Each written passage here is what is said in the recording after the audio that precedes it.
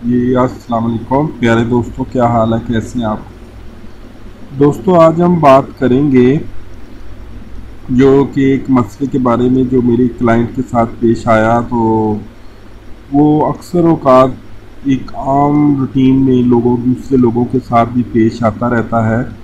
तो हमने सोचा कि इसके ऊपर वीडियो बना दी जाए ताकि लोगों का ये एक दरीना मसला जो है उनको समझने में, हल करने में इनको आसानी पेश आए। तो ये होता है कि जब भी हम कोई प्रॉपर्टी ख़रीदते हैं तो उसमें सबसे पहले एक स्टाम्प होता है जो कि बैंक से इशू करवाया जाता है। 1200 रुपये वाला स्टाम्प होता है, तो बैंक से इशू करवाया जाता है। इसके ऊपर बयाना लिखा जाता है जिसमें टोटल रकम लिखी जाती है कि टोटल इतने में मुआहदा होता है पाया, इतनी रकम इसमें हम बयाने में दे रहे हैं और इतनी रकम का टाइम मुकर्रर हो जाता है, 2 माह या 3 माह का, या जितना भी दोनों पार्टीज़ के दरमियान मुआहदा तय पाता है। और उस रकम को जब टाइम पूरा हो जाता है तो जो ख़रीदार होता है वो बकाया रकम अदा करके उसकी रजिस्ट्री करवा लेता है, और जो बेचने वाला होता है वो पाबंद होता है उस बात का कि वो उसकी रजिस्ट्री करवा कर दे। लेकिन अक्सर औक़ात देखने में आया है कि जो उसमें कुछ वजूहात होती हैं कि जिसकी वजह से वो रजिस्ट्री करवाने से इनकारी हो जाता है। और उसमें पहले तो देख लेते हैं इसमें क्या वजूहात हैं जिसकी वजह से वो रजिस्ट्री करवाने से इनकारी होता है। तो दोस्तों इसमें सबसे 2 वजूहात हैं। वजूहात तो मज़ीद भी हो सकती हैं, लेकिन जो इस वक्त मेन वजूहात हैं वो 2 हैं। एक तो होता है कि जी जिस वक्त वो प्रॉपर्टी बेची गई थी, अगर उस वक्त उसकी कीमत कुछ और थी, लेकिन उसके बाद जब कुछ माह गुजर जाते हैं या साल 6 माह बाद उसकी कीमत बढ़ जाती है। अगर फ़र्ज़ किया रजिस्ट्री नहीं हुई तो जो बेचने वाला है उसके लालच आ जाता है कि क्यों ना मैं इस प्रॉपर्टी को एक महंगे दामों किसी दूसरे बंदे को सेल कर दूं। फिर वो ले लो लात से काम लेना शुरू कर देता है और उसमें जो अपना मुआहदा किया होता है उसे पूरा नहीं करता। एक तो ये बड़ी वजह है जो कि केसेस में हमने देखी है। और दूसरी वजह है कि कुछ लोगों का माइंड सेट ही ऐसा होता है कि वो रकम हथियाने के लिए किसी से बयाने की रकम पकड़ लेते हैं और उसके बाद उसको रजिस्ट्री करवा के नहीं देते, और वो एक लंबे झंझट में पड़ जाता है बेचारा। तो ये 2 बड़ी वजूहात थी। अब हम इसके बारे में बात करेंगे कि एक बंदे की जिसने पैसे भी दिए उसको अब रजिस्ट्री करवा के नहीं दे रहा, तो उसके पास क्या रेमेडी मौजूद है और क्या किस तरह से वो कार्रवाई कर सकता है कि उसको रजिस्ट्री करवा के दी जाए और उसका ज़ाला हो। तो उसमें हम आते हैं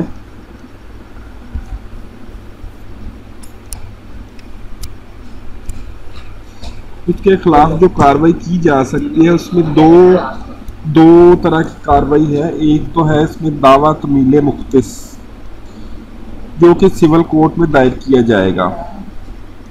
इस दावे का मकसद ही ये होता है कि जो आपने स्पेसिफिक परफॉर्मेंस जो आपके बयाने में लिखा गया था सेम उसी शराइत के ऊपर अमल करके इस दावे की तमील की जाए, वो उस एग्रीमेंट की तमील की जाए।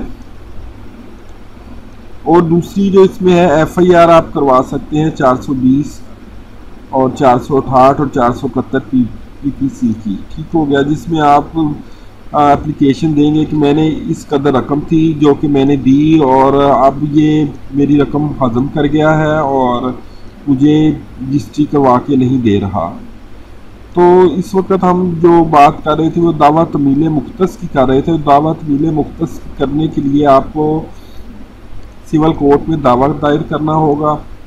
उसके साथ आपने वो स्टाम्प की कॉपी साथ लगानी है, और कॉपी लगाने के बाद आपने इसमें पहली जो होता है इसमें डेट के ऊपर आपको ज़रूरत पेश आएगी स्टे लेने की, क्योंकि स्टे ऑर्डर के बगैर जो है वो मामला आपका हल नहीं हो सकता, क्योंकि इसमें ख़तरा होता है कि वो आगे ट्रांसफ़र ना कर दे प्रॉपर्टी को।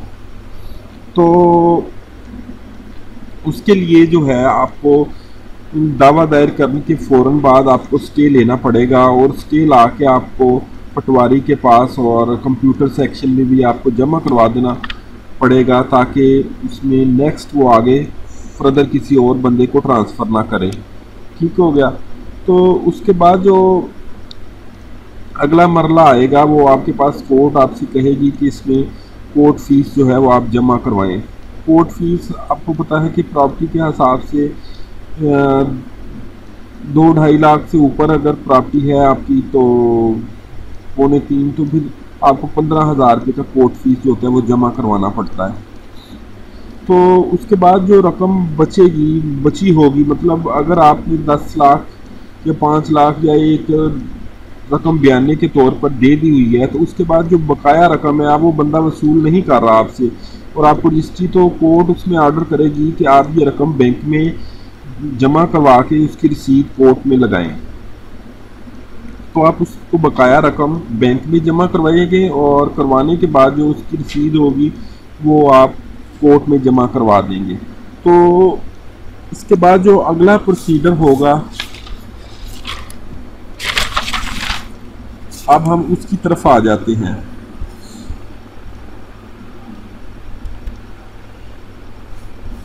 उसके बाद कोर्ट शहादतें लेगी दोनों पार्टी से, दोनों पार्टी की तरफ से शहादतें आ जाएंगी।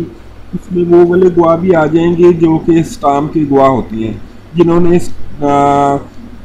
जो एग्रीमेंट टू सेल हुआ था, मुआहदा बै हुआ था, उसमें जिन्होंने गवाही दी थी, जो रकम उनके सामने दा हुई थी, उनकी गवाहियाँ भी हो जाएंगी। और दोनों तरफ से कोर्ट जब इस बात का फिर तयन कर लेगी शहादतों के बाद कि वाकई मुआहदा हुआ और इन्होंने मुआहदे की खिलाफ वर्जी की है और यह मुआहदा पूरा करके नहीं दे रहे, तो उसके बाद जो कोर्ट होगी वो उसको डिग्री जारी करेगी। और अगर वो बंदा खुद आपको रजिस्ट्री करवा के नहीं देता तो आप वो कोर्ट की डिग्री ले जाकर पटवारी के पास और देंगे, और उससे खुद वो कोर्ट के आर्डर के ऊपर आपकी जो रजिस्ट्री होगी वो कोर्ट करके थ्रू आप करवाएंगे, और उस मुआहदा जो हुआ था, जो एग्रीमेंट टू सेल में लिखा गया था, उसी हिसाब से आप कोर्ट के थ्रू बाकी सारा प्रोसीजर इसका करवाएंगे। उम्मीद है दोस्तों कि आपको हमारी ये वीडियो पसंद आई होगी। तो आज गुलाम मुर्तज़ा मेहर को इजाज़त दीजिए, इंशाल्लाह नई वीडियो के साथ फिर हाज़िर होंगे। अल्लाह हाफिज़।